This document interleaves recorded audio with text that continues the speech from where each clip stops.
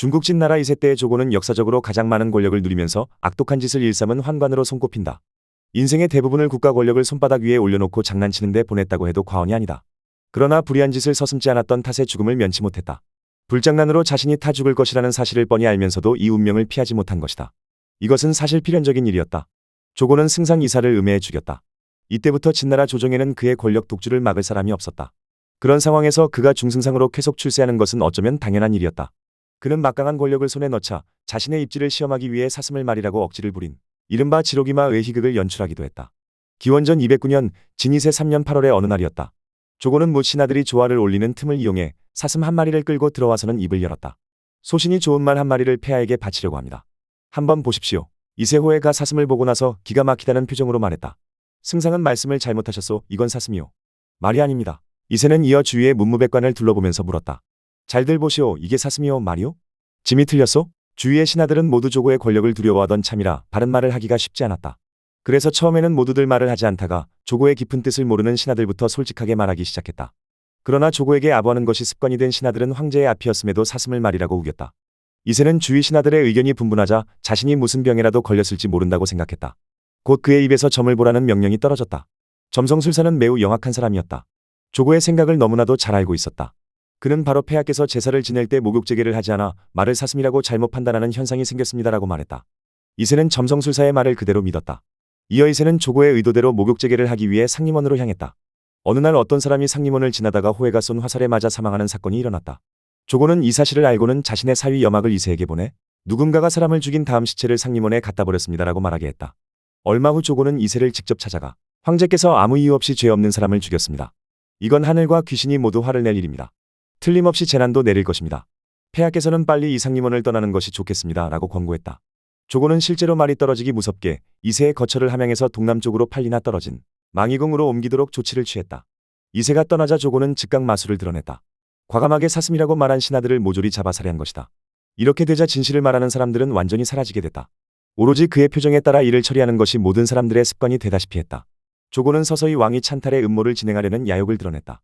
그러나 이때 관중 밖에서는 이미 농민 기해를 필두로 반란의 불꽃이 맹렬한 기세로 연일 번져가고 있었다. 특히 관동 지방은 그 기세가 더욱 맹렬했다. 진승과 오광이 반란의 깃발을 든 지 채 6개월이 되지 않았는데도 진나라 군대의 연전연승을 거듭하고 있었던 것이다. 반란의 불꽃은 회하를 지나 곧 황하 남북을 덮을 것으로 예상되었다. 이렇게 되면 진나라의 권력 기반은 완전히 흔들릴 수밖에 없었다. 예상은 빗나가지 않았다. 항우와 유방으로 대표되는 반진나라 진영의 부대는 그야말로 파죽지세로 진나라 대군을 무찔렀다.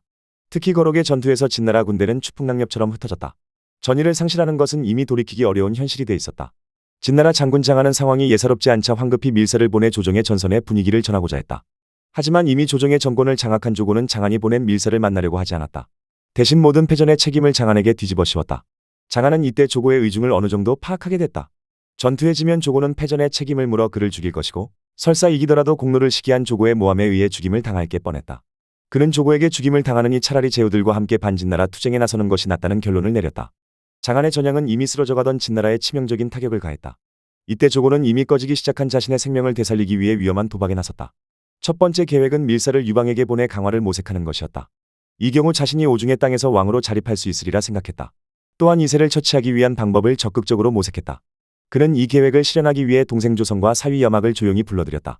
이때 조성은 중랑령이라는 요직에 있어 궁중을 자유롭게 출입할 수 있었다. 따라서 궁궐에서 내응하는 것이 충분히 가능했다. 이때 함양의 현령으로 있던 여막도 수하에 상당한 병력을 거느리고 있었다.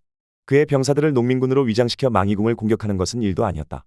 조성은 형의 지시대로 산동 지역에서 온 반란군들이 곧 망이궁을 공격할 것이라는 유언비어를 퍼뜨렸다.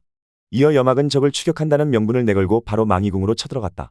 눈에 보이는 병사들은 모두 죽임을 당했다. 궁궐의 피비린내가 진동하는 데에는 불과 몇 시간도 걸리지 않았다. 이때 황제 이세는 조고의 편지를 가지고 온 밀사로부터 산동의 반란군들이 쳐들어왔습니다라는 말을 들었다. 그는 이상한 생각이 들었으나 밖을 내다보지 않을 수 없었다. 아니나 다를까 하얀 군복을 입은 반란군들이 도처에서 살육을 저지르는 모습이 눈에 들어왔다. 그 모습은 점점 그의 앞으로 가까이 다가왔다. 얼마 후 화살 한 발이 날아와 옥저 뒤에 있는 발을 맞췄다. 그는 혼비백산한 모습으로 땅에 그대로 주저앉았다. 이때 여막이 이세의 면전에 나타났다. 그가 기세등등한 모습으로 말했다. 당신은 무도한 폭군이요. 무고한 백성들을 수없이 많이 죽였소. 백성들의 고열도 빨았소. 지금 천하의 사람들은 모두 당신에게 반기를 들었소. 당신이 어떻게 해야 할지 한번 생각해보시오. 이세 호해가 공포에 질린 얼굴로 입을 열었다. 목숨만 살려주시오. 나는 처자식을 데리고 평범한 백성으로 살아가겠소. 이건 가능한 부탁이 아니겠소. 염학이 그에 참지 못하고 소리를 질렀다. 나는 승상의 명을 받들어 당신을 죽이기 위해 왔소. 당신이 아무리 말을 해봐야 소용이 없소. 빨리 스스로 목숨을 끊으시오. 염학은 조고에게 이세가 이미 죽었다는 사실을 즉각 보고했다. 조고는 뛸 듯이 기뻐했다. 옥새를 차고 대전에 걸어 올라가 황제 등극을 준비할 정도였다. 그러나 이번에는 좌우의 백관들이 그를 따르지 않았다. 무언의 반항이 황제 등극이라는 그의 꿈을 완전히 박살내버린 것이다. 그는 잠시 어찌할 바를 몰랐다. 하늘과 땅이 뒤바뀌는 듯한 황당한 기분이 들었다. 그러나 그는 곧 정신을 차렸다. 자신의 악독하기 이를 데 없는 죄를 하늘도 군신도 용납하지 않을 것이라는 사실을 깨달은 것이다. 그는 도리 없이 황제가 되겠다는 생각을 접고 진시황의 큰아들인 부소의 아들 자영을 황제로 세우기로 결정했다. 황제가 되겠다는 그의 꿈은 이로써 완전히 종말을 고하게 됐다. 조고에 의해 황제로 추대된 자영은 영리한 사람이었다. 조고의 악독한 마음을 속속들이 잘 알고 있었다. 그가 자신의 두 아들 및 측근의 환관들과 함께 조고를 제거할 계획을 세운 것은 어쩌면 당연한 결과였다. 원래 조고는 자영이 5일 동안 목욕 재개를 한 후에 정식으로 즉위할 수 있도록 일정을 짜놓았다. 드디어 재개를 마칠 때가 되자 조고는 사람을 보내 자영이 옥새를 받아 정식으로 등극하도록 했다.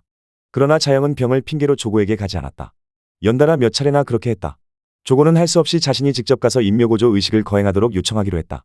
사실 사구정변 이후 모든 일이 자신의 뜻대로 잘 풀린 조고의 입장에서는 기본적으로 자영이 눈에 들어올 까닭이 없었다. 그래서 아무 의심 없이 자영의 집으로 향할 수 있었다. 그러나 자영과 그의 두 아들은 바로 이때를 기다렸다. 그들은 신복들과 함께 조고를 잡아 가볍게 죽여버렸다. 자영은 조고를 죽인 다음 두 아들, 측근의 환관들과 함께 종묘에 들어가 고제 의식을 행했다. 정식으로 진나라 왕에 등극한 것이다. 그는 즉위하자마자 무엇보다 먼저 조고의 삼족을 멸하라는 명령을 내렸다.